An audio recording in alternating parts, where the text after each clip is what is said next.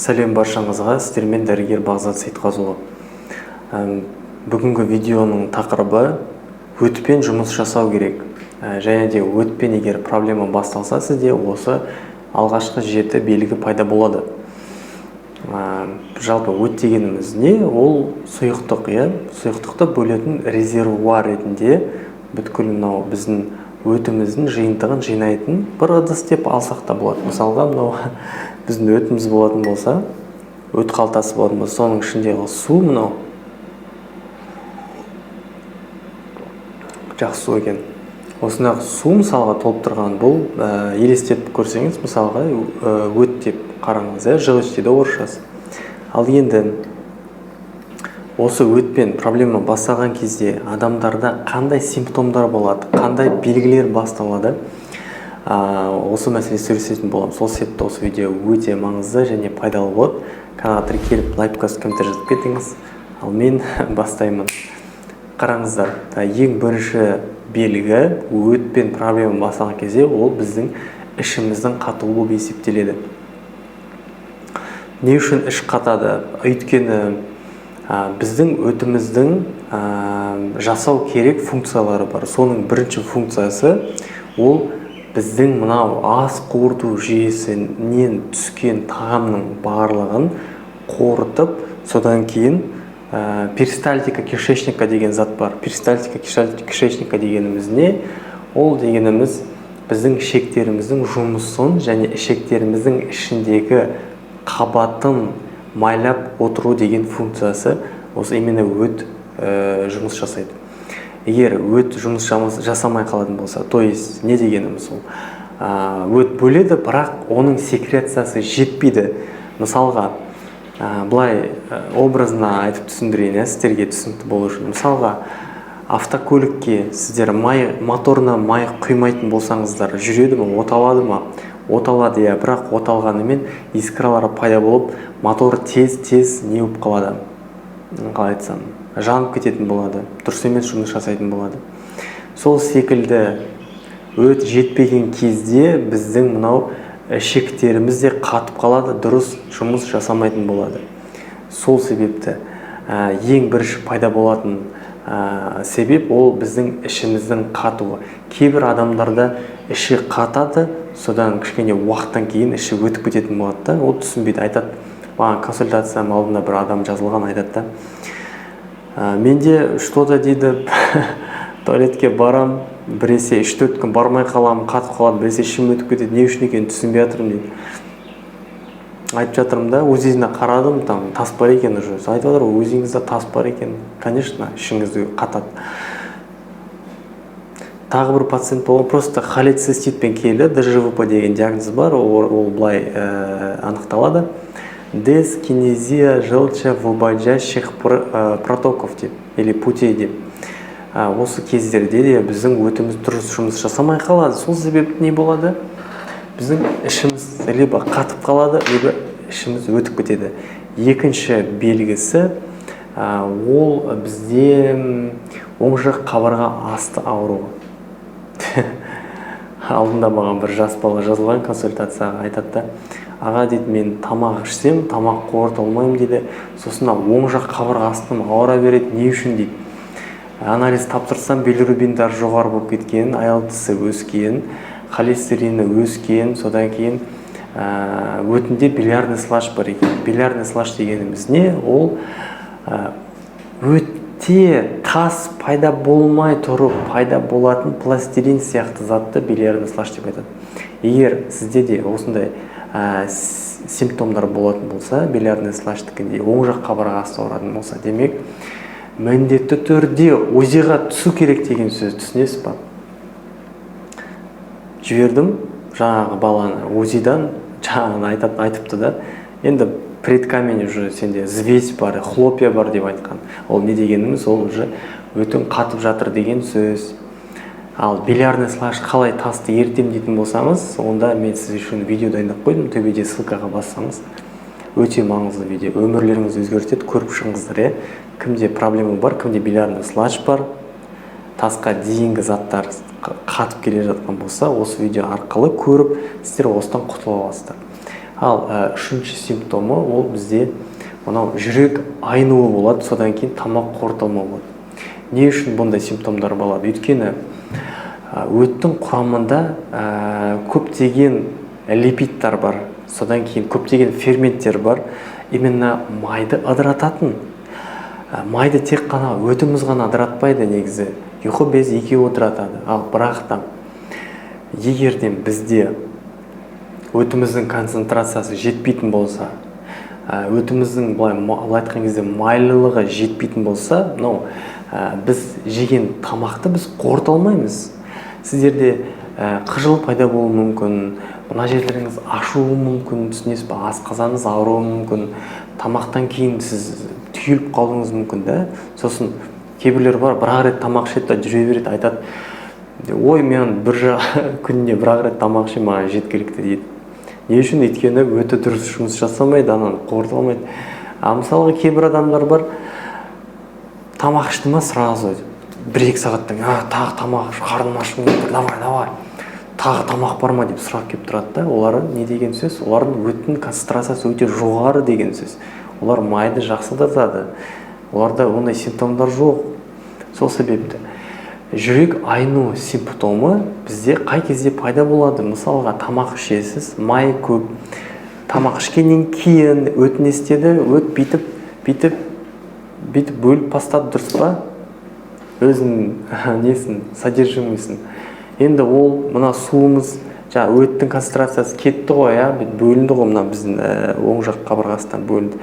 Енді асқазанға барды, шекке барды, 12 шектен ары қарай тараған кезде майды көреді да, шок болып қалады, былай деп қалады, өтше.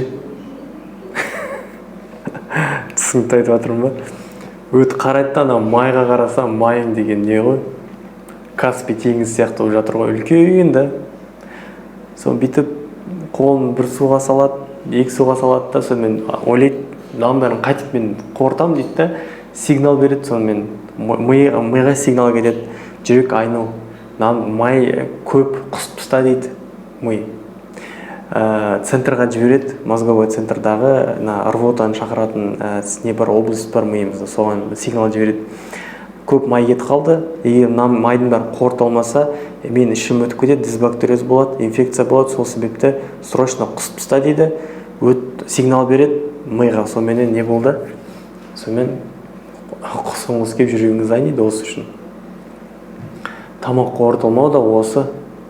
Содан кейін 4-ші симптом бізде ол мынау шашымыз түсуі, кожамыз сухой болу, содан әлсіздіктің пайда болуы. Неге дейтін болсаңыздар, өттің құрамында көптеген витаминді сіңіретін заттар бар.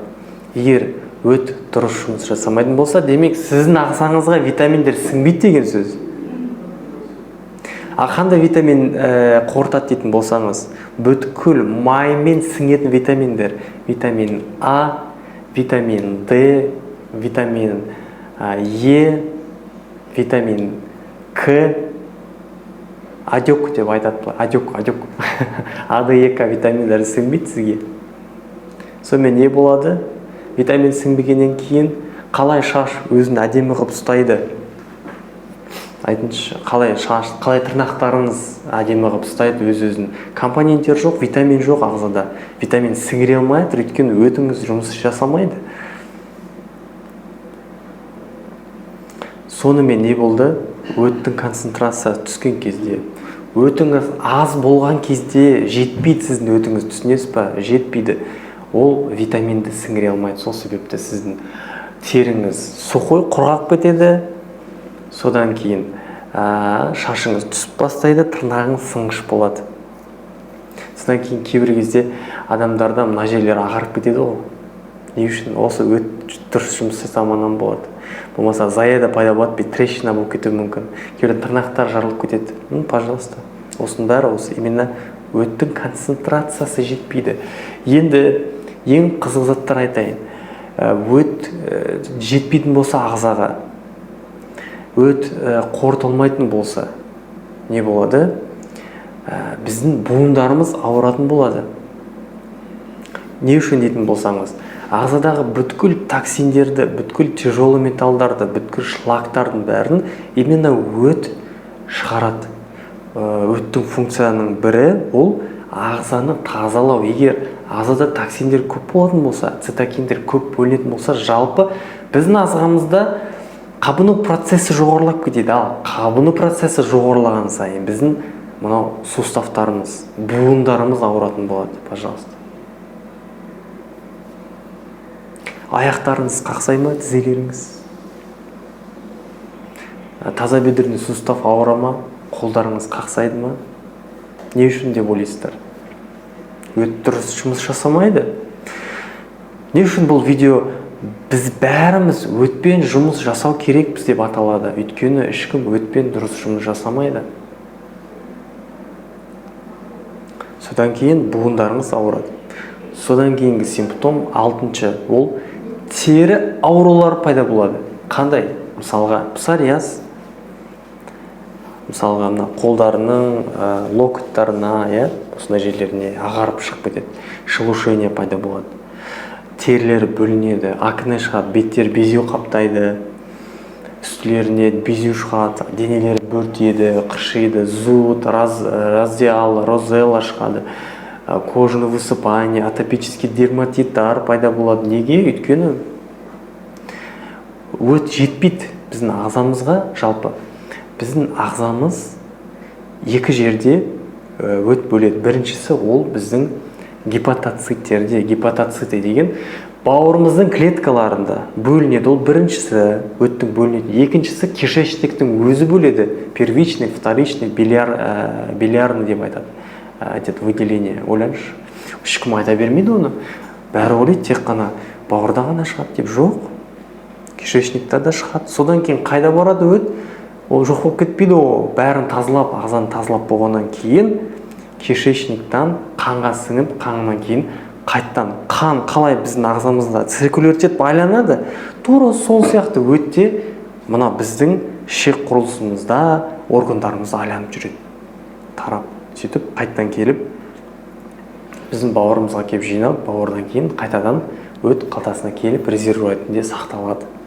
Өт токсиндар көбейіп кеткеннен кейін шлак көп, оның бәрін өт күші жетпейді ананың бәрін қорытуға. Не болады? Сонымен теріге шығып кетеді ғой токсиндар. Сонымен псориаз пайда болды ма? Пайда болды. Дерматиттарыңыз бар ма? Дерматит атопический. Вот, пожалуйста. Вульгарный какой-то высыпаниялар, беттеріңіз бөлініп жатыр, не болып жатыр? Соның бәрі өтіңіз дұрыс жұмыс жасамайды.